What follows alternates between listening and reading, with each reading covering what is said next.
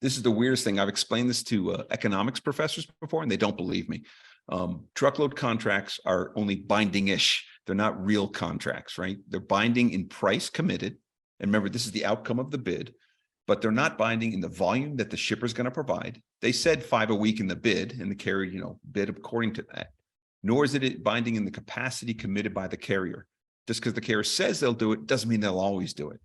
And the question is, why? Why do we accept these binding-ish contracts instead of something hard and firm? And what's interesting here, it's the only example I can think of, and I'd love to have someone, if they have another example, where adherence to the RFP outcome, the contract, is considered a level of service, right? We look at on-time pickup, on-time delivery, and look at carrier acceptance, right? We treat adherence to the contract as another performance metric, which is kind of weird, but that's the way it's done. And why is it done? Because we have to. I think it's really an optimal contract for truckload carriers and shippers, because there's such a high level of spatial and temporal variability.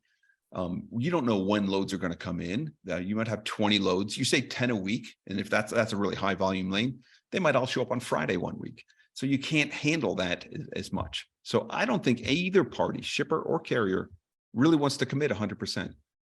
Whatever the shipper put in the RFP, they can't commit to that because that's based on manufacturing. Transportation is a derived demand. They're not making the demand. They're subject to what's being sold or manufactured.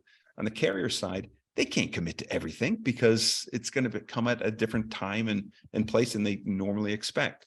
So I think this contract with wiggle room on both sides is optimal, not for every lane, but for the vast majority of contracted lanes.